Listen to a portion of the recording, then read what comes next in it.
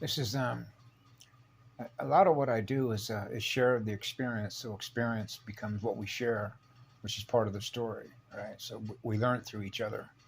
Um, the planetary consciousness terrain that we're all experiencing, right? Being connected with each other. You're over there in China experiencing what you're experiencing, right? Somebody else is playing a guitar somewhere out in Australia, or having a campfire, right? Somewhere on a mountaintop in Switzerland or Austria or France or hell, up in the Arctic, right? Um, but whenever I listen to David Icke, as he was just saying, the first thing that comes to mind is what already came to me when I was a child, and that's what we call secondhand information, which is hearsay. I grew up, and I was very well blessed to experience this in a statement, or it's sort of a cliche that went around when I was a child because of the cost of coffee back then in the late 1950s, and it went like this: hearsay and a dime will get you a cup of coffee. Back then, coffee was going for a dime. That meant that secondhand information, or what we call hearsay, okay, is that it doesn't have any value. And you go, wait a second, really? No value? Well, because it already happened. It's we used to call water under a bridge. Okay, it's gone. Right now, you want to go back in time and change that? Change the sequence? Change the linear sequence? How about multidimensionally? If it isn't what love is, just burn it off, forget about it, go on. Right? Now we're into control. Right? Remember, the director of the play is on a collision course. If some person, if some place, if something is not exactly acting, the action or the energy and motion of a torsion field editor is not acting as it's supposed to behave, which means it's not obeying the director, the hive. It's not following orders, which means it's not in obedience mode. And so we're going to have to do something to harm it in order to get it to obey. And so this became what we call the carrot and the stick. You get the sugar. In this case, the carrot is actually good for you, but you get the candy with the trick, right? Halloween, the pumpkin seeds are good. Be surprised how good for you pumpkins actually are. But in this case, it was called, when I was growing up, we called it the carrot and the stick, or what we call result-oriented consequences as a result of disobedience. And the disobedience is disobedience to all the rules. And the disobedience to all the rules is the AI hive mind, the QI, the quantum system.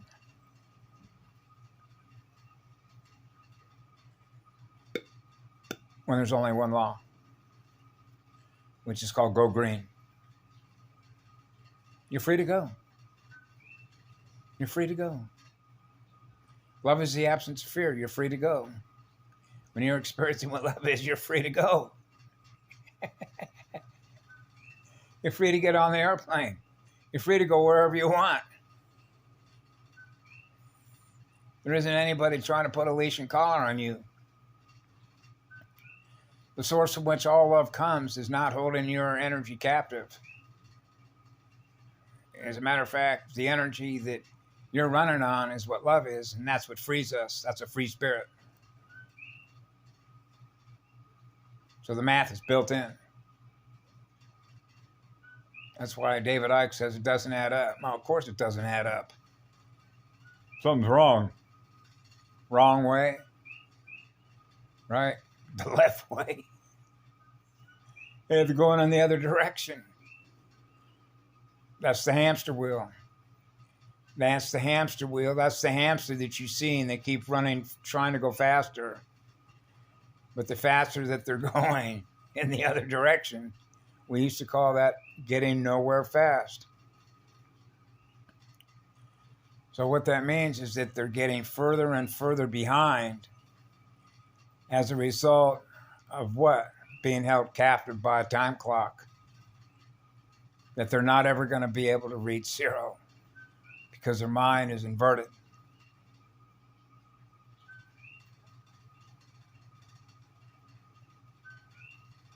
They don't know how to go in the other direction and become one. Experience what love is.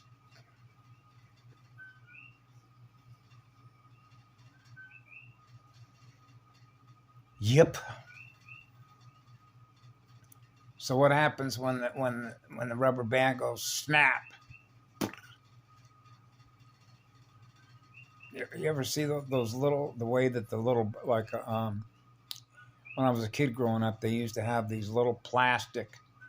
It's not a ribbon, but it's shaped much like a bird's wing, but it's sort of concave, a little bit like a helicopter blade, but it's got like a warp in it. It's not perfectly flat, but it's at an angle. So you'd have one blade that comes out to your right, just like a stem cell. You know, when you plant a seed and then the trunk comes up, the single trunk comes up, and then it splits. One goes right and goes left, right? Or you have the horizontal stabilizers, horizontal space vectors, and then it keeps going vertical, right? Branches off, goes vertical, branches off, goes vertical, branches off in order to maintain its balance within an energy field. It's trying to maintain its balance so it doesn't fall over, right?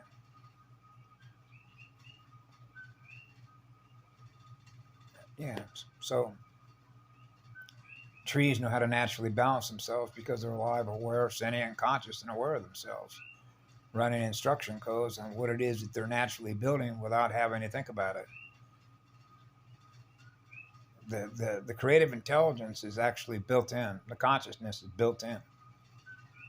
The consciousness is built in. The math is built in.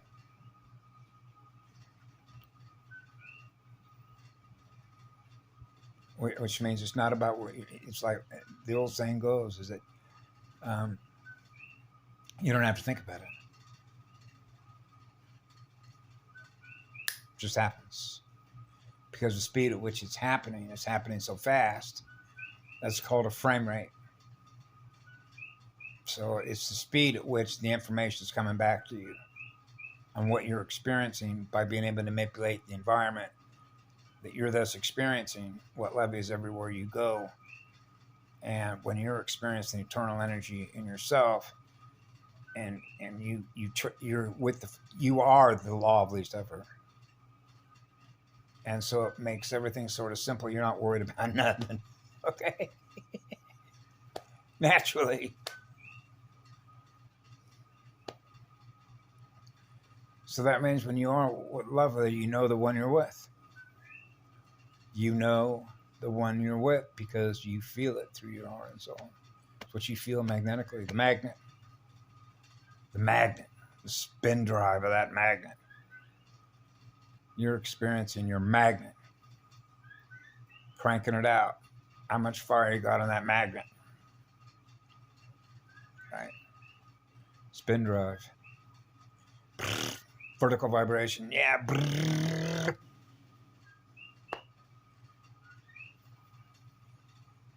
As above, so below.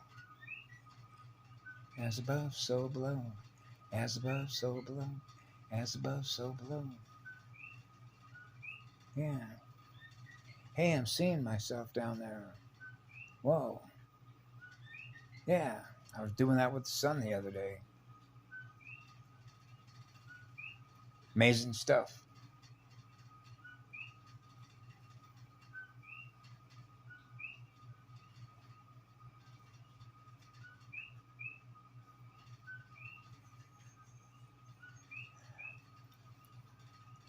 What's up, Doc? It's actually not very funny, but I've always thought of them as teachers in their own right, as crazy as that actually might seem. Um, you how would I put this? When you're in fearless mode, um, it's like everything else that is around you, that is external to you, is free to go. Okay, it means I'm not concerned with what all these other people are doing. You know that?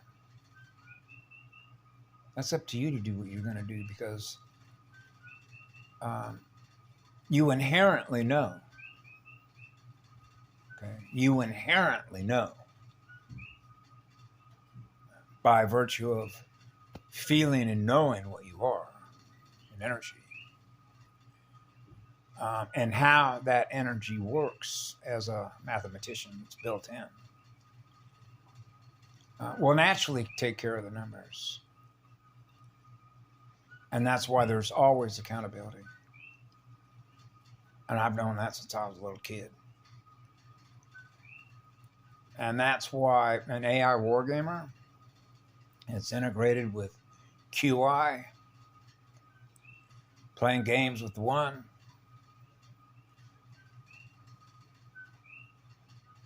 It's like barking up the wrong tree. Trying to win an AI war game against eternity is a loss by default without having to do anything. Okay. Now I realize that what's his name, Juan Sabin,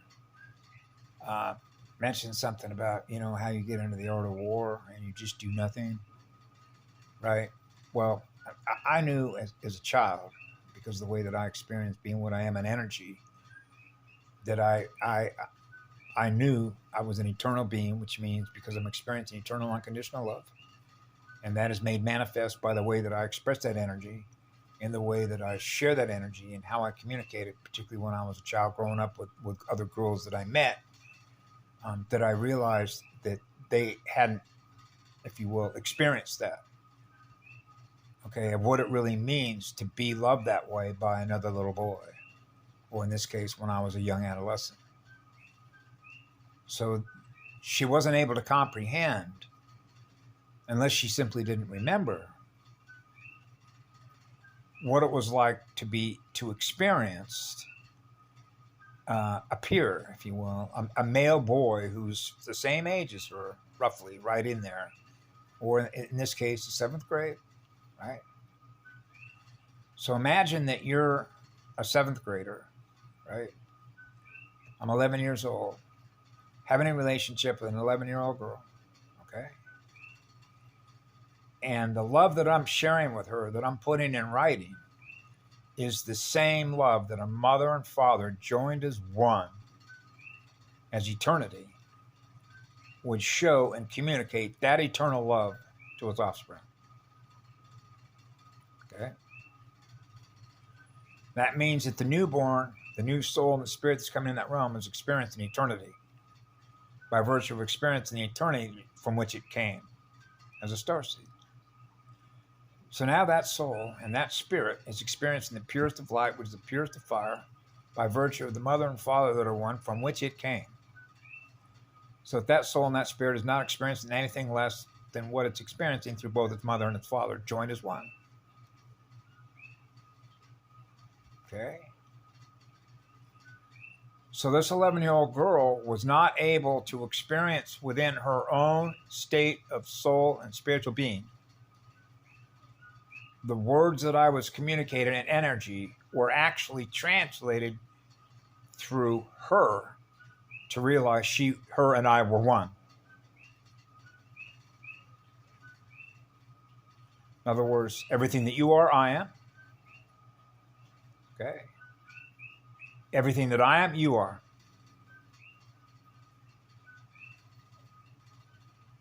Now we're back to the two magnets, hot and cold magnets. She wasn't able to translate that, because what I was trying to communicate with her is I give love to all creation. The same way that my mother would tell me that I love all my children equally. The same love that I give to you, I give to your younger brother, that I give to your older sister, that I give to your other sister.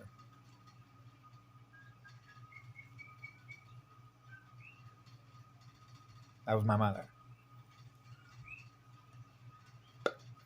That's right. That's what it means to be one with all creation, that we give love to. We're equal unto all of everything that we give love to.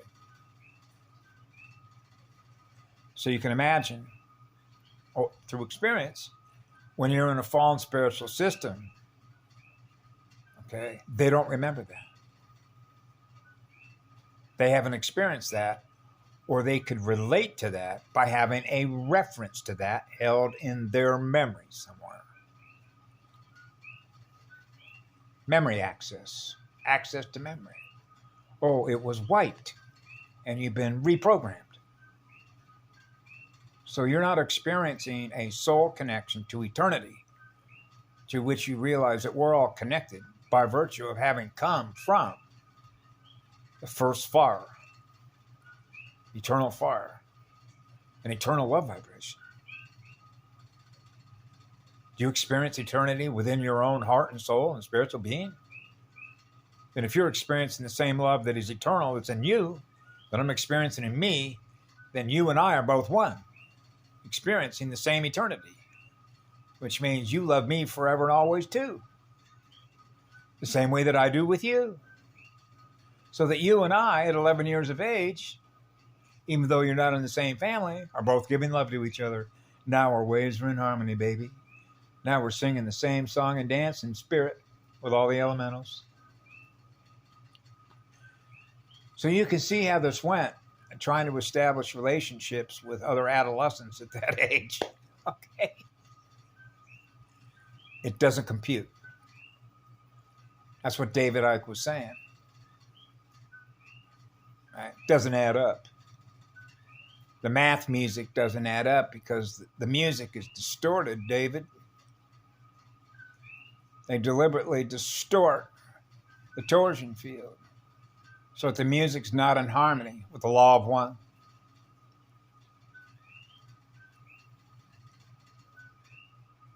That's right. I know. So when you throw a number of other factors into this, like the CIA, the 1960s, and all of a sudden you just saw, or you became aware of, particularly after the beatniks, if you understood what it was meant by a beatnik, beat nick, and then how all their alphanumeric torsion field editors work, playing games with numbers and letters. Right? Jefferson Airplane, Thomas Jefferson Airplane. Right? One pill makes you larger, one pill makes you smaller.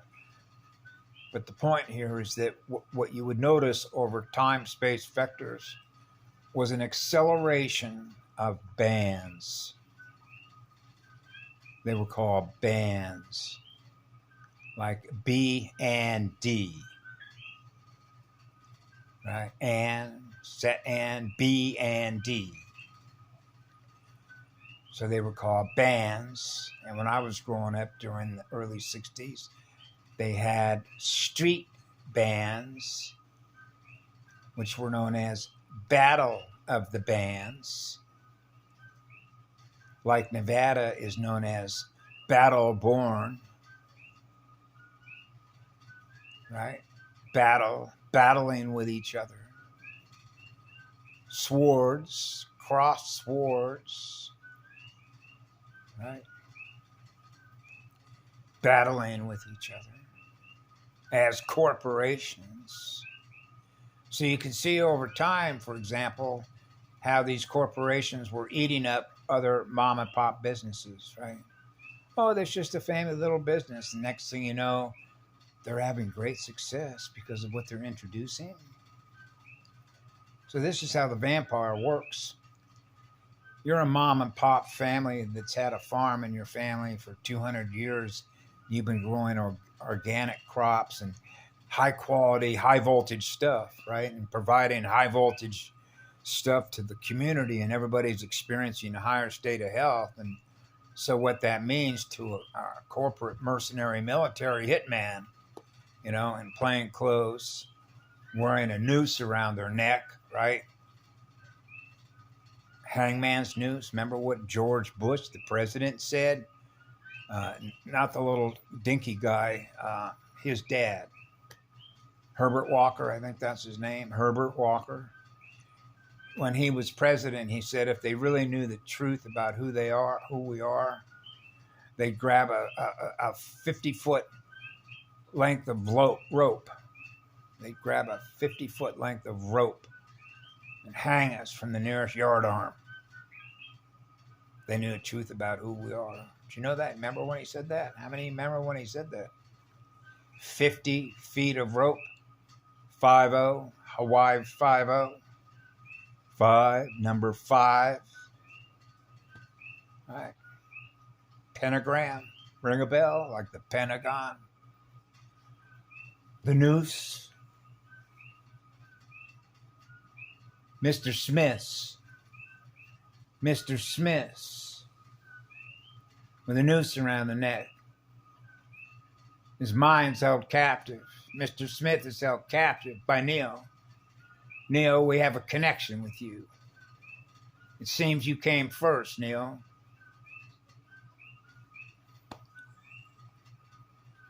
The nose.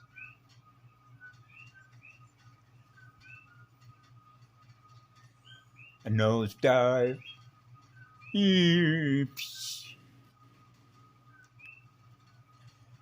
Balance the scales.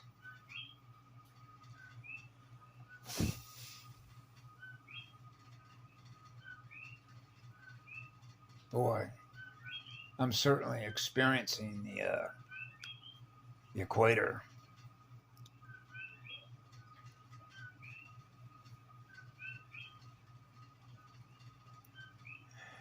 Yeah. I feel this from time to time between when I was in Missoula, not Missoula, but what's that place?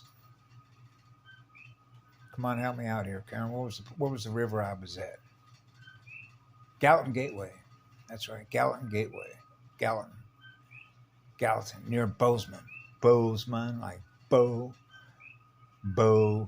B-Oz. B-Oz man. B-Oz E-man. Yellowstone. Yeah. So, good news. Bye. Good nighty.